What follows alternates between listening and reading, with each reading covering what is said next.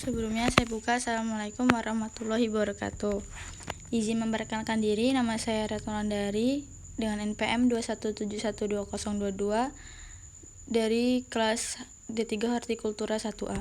Di sini saya ingin mempresentasikan hasil PPT saya dengan materi Sistem Ekonomi Islam. Sistem ekonomi Islam ada 4 pengertian. Yang pertama, ekonomi Islam adalah ilmu sosial yang mempelajari masalah ekonomi masyarakat yang diilhami oleh nilai-nilai Islam.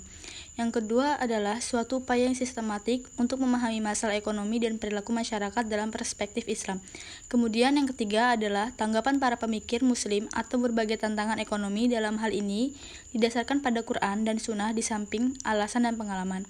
Kemudian yang keempat ada suatu ilmu dan penerapan hukum syariah yang melindungi ketidakadilan dalam kaitan dengan upaya pencapaian kesejahteraan manusia dan pelaksanaan ibadah kepada Allah Subhanahu wa taala. Kemudian ada nilai-nilai dasar ekonomi syariah. Yang pertama yaitu kepemilikan. Dalam hukum dasar ilmu pada hakikatnya segala sesuatu hanya milik Allah Subhanahu wa taala. Dalam Quran surat Yunus, peran manusia di bumi ini hanya sebagai khalifah atau pengelola. Hal itu sesuai dengan Quran surat Al-Baqarah. Dan yang kedua ada keadilan dalam berusaha. Dan yang ketiga ada kerjasama dalam kebaikan. Dan yang keempat adalah pertumbuhan yang seimbang.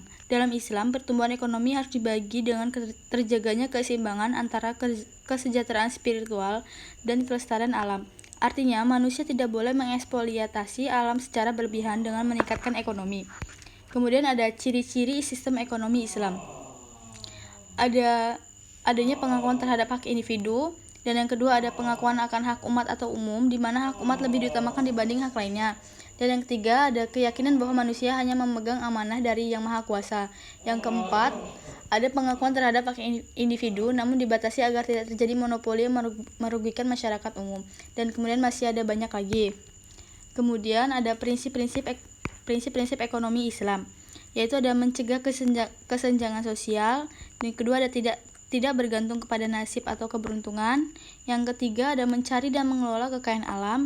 Dan yang keempat melarang praktik riba. Kelima membuat transaksi dengan jelas. Dan kemudian ada mengutamakan keadilan dan keseimbangan dalam berniaga. Kemudian ada tujuan sistem ekonomi Islam, yaitu ada pemenuhan kebutuhan dasar manusia, yaitu papan, sandang, pangan, kesehatan, dan pendidikan atau setiap lapisan masyarakat. Yang kedua ada memastikan kesamaan kesempatan bagi semua orang. Yang ketiga ada mencegah terjadinya pemusatan kekayaan dan meminimalkan ketimpangan dan distribusi pendapatan dan kekayaan di masyarakat. Kemudian yang keempat ada memastikan untuk setiap orang kebebasan untuk mematuhi nilai-nilai moral. Kemudian yang terakhir ada memastikan stabilitas dan juga pertumbuhan ekonomi. Kemudian di sini saya menampilkan contoh sistem ekonomi Islam, yaitu ada sistem institusi ekonomi Islam, yaitu bank syariah dan baitul mal. Bank syariah yaitu sistem bank syariah sering pula diterjemahkan menjadi Islamic banking. Kita tidak bisa menyatakan bahwa semua bank syariah pasti menerapkan prinsip ekonomi Islam. Namun, eksistensi bank syariah pasti dipengaruhi oleh adanya prinsip ekonomi Islam. Kemudian baitul mal. Baitul mal pada awalnya adalah rumah untuk menempatkan harta rampasan perang pada masa Nabi SAW. Pada masa kekhalifahan, baitul mal berfungsi mirip departemen keuangan, di mana memiliki tugas mengelola keuangan umat. Kemudian ada transaksi ekonomi Islam, yaitu ada 3, syirkah, mudharabah, bai' al-murabahah. Syirkah bisa diartikan sebagai kerjasama, kongsi atau bersyarikat.